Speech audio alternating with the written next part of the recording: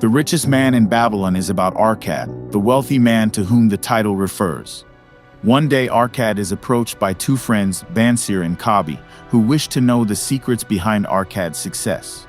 Arcad obliges, explaining that, as a young man, he was mentored by a wise lender called Algamish. Algamish taught Arcad how to save and invest. Algamish's most important piece of advice was to save 10% of all income. Through trial, error, and Algamish's guidance, Arcad learned how to invest wisely by entrusting his money only to experts. He internalized Algamish's teaching so thoroughly that he eventually helped manage his mentor's estate. The next few parables are also about Arcad. In one, he delivers a lecture about the myth of luck and the importance of hard work.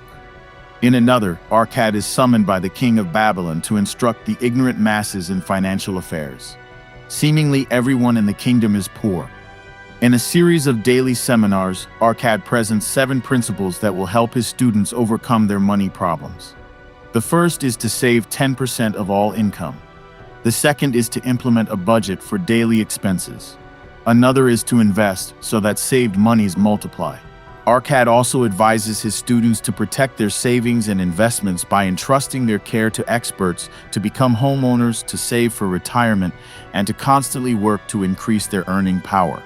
The 5 laws of gold follows a different character from a later time, Calibab. Calibab relays a story he once heard from Namasir, who was the son of Arcad.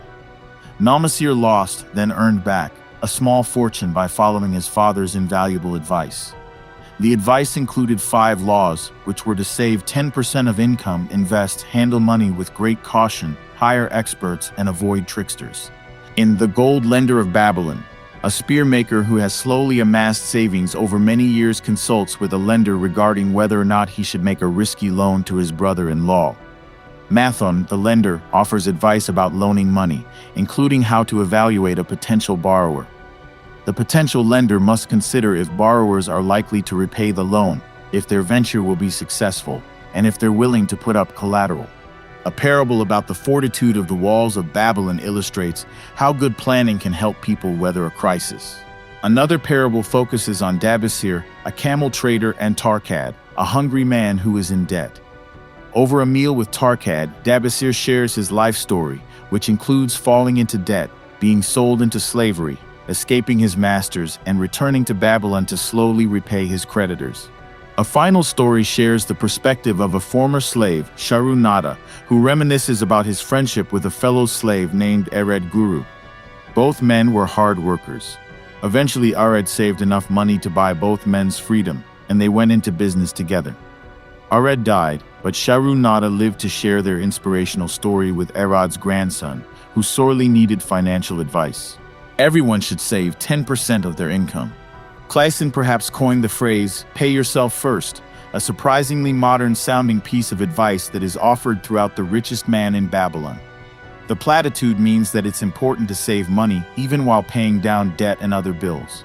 Clason recommends a minimum savings of 10% of income, which is in alignment with modern experts' advice. Accessibility and practicality seem to be foremost in his mind when he chose 10% as a savings goal, as the text emphasizes how the amount makes no discernible impact on the saver's lifestyle. Today, with the convenience of modern banking, there are a number of ways to automate savings so that they occur almost beneath notice. Most banks offer the ability to deposit 10% or more of a given paycheck directly into a savings account, so that the saver doesn't have to make a conscious decision to transfer money to savings. Some banks offer programs like Bank of America's Keep the Change Savings, which rounds debit card transactions up to the next dollar. For example, the purchase of a book that costs $14.82 would be rounded up to $15, with 18 cents deposited into a savings account. While the amount may seem small for a single transaction, over time the savings grows. With both direct deposit and programs like Keep the Change, the key is that the decision to save money is automatically triggered and executed. Saving works best when it's on autopilot because there is less opportunity for resistance. The saver is free to focus on the rewarding part, which is watching savings grow. Investing is a key financial strategy. Money must not be merely saved, it must be invested. Investments generate income, whereas monies that sit untouched are a wasted opportunity. Another important reason to invest is that static savings tend to depreciate over time. This depreciation is due to the economic phenomenon of inflation, which is when prices for goods and services increase. Effectively, the value of a unit of money like a dollar will lessen over time, so inflation can decimate the savings of people who are retired and living on a fixed income. Inflation is usually expressed as an annual percentage. Even at an inflation rate of just around 2% a year, which is what the rate has been in recent US history, $100 saved in 2018 would only have the spending power of $60 by 2038. Different people have different investments in their financial portfolios, but even a low-risk investment should aim for a return that's higher than 2%. People with less wealth tend to prefer low-risk investments, while the wealthy have more latitude to branch out into more volatile investments that carry more risk but offer more reward.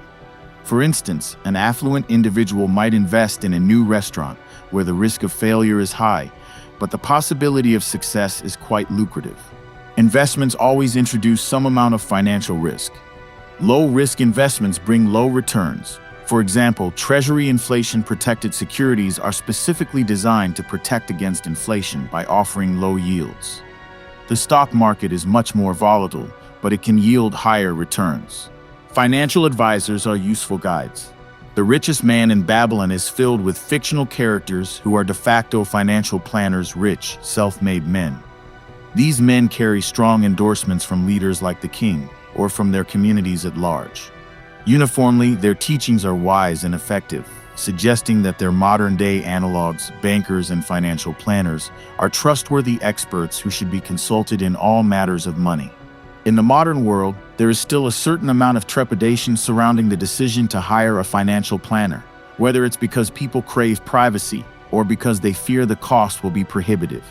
But much as a surgeon is the best equipped person to remove a tumor, a financial planner is an essential expert who can get rid of financial waste and spur savings. Regardless of financial status, it's important for everyone to have an expert source of advice. Good financial health is not just practical and wise. It is also critical to people's overall sense of well-being, according to researchers. At the New York Times, Ron Lieber reports a potential large-scale change in the financial planning industry.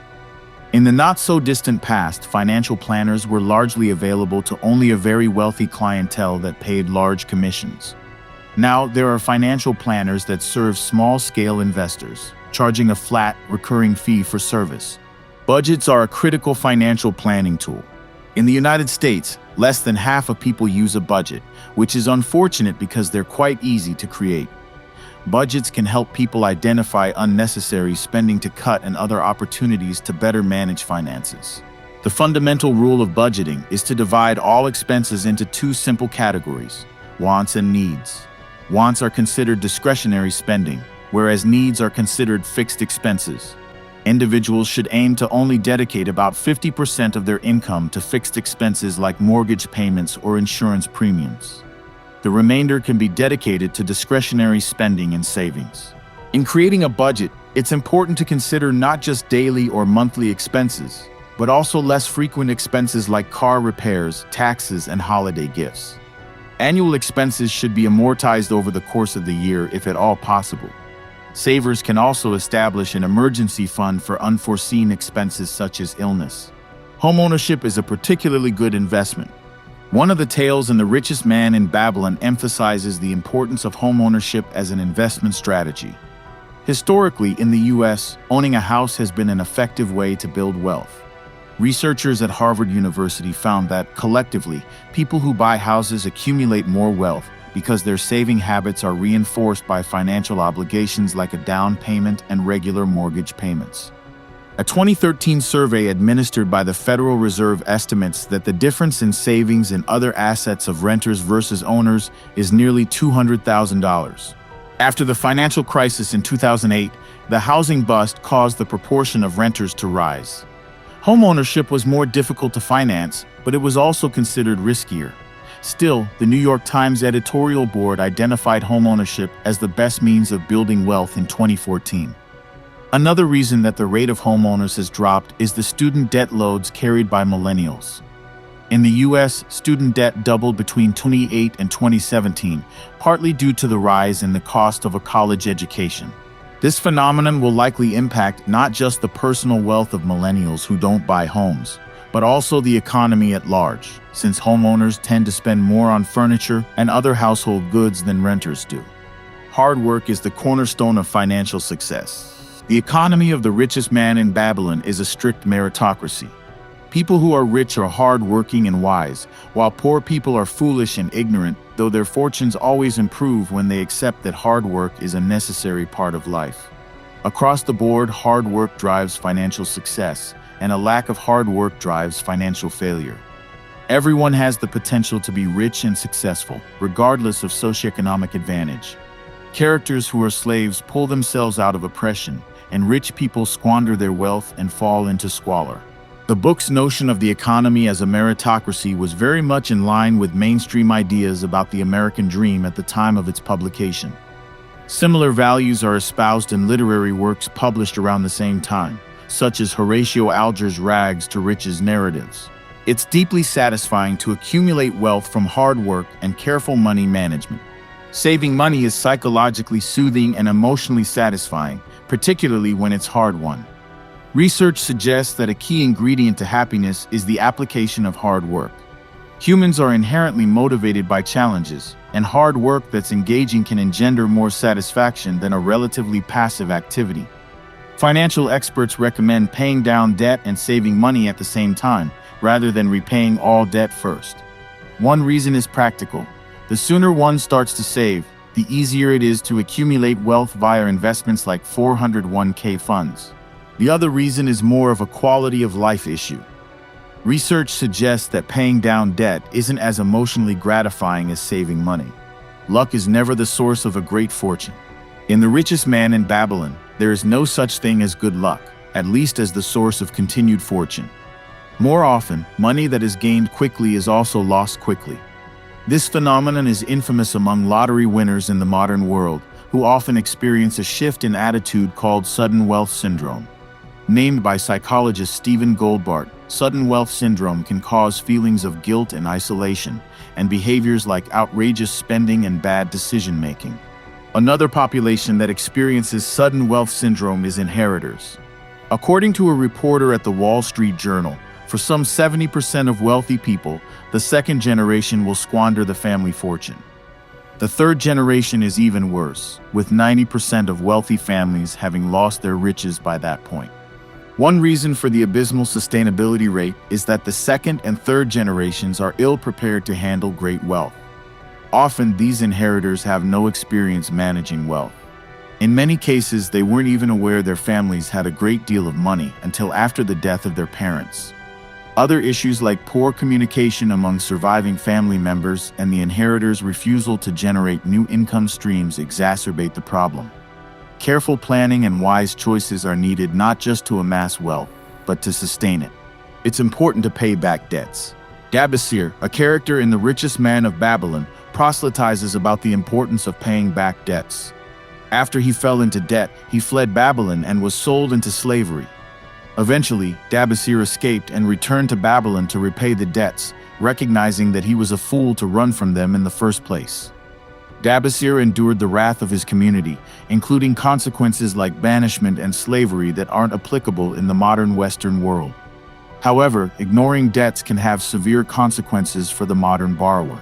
Bad debts impact a person's credit history, a centralized financial record that can prevent debtors from getting a loan, renting an apartment, or even getting a job.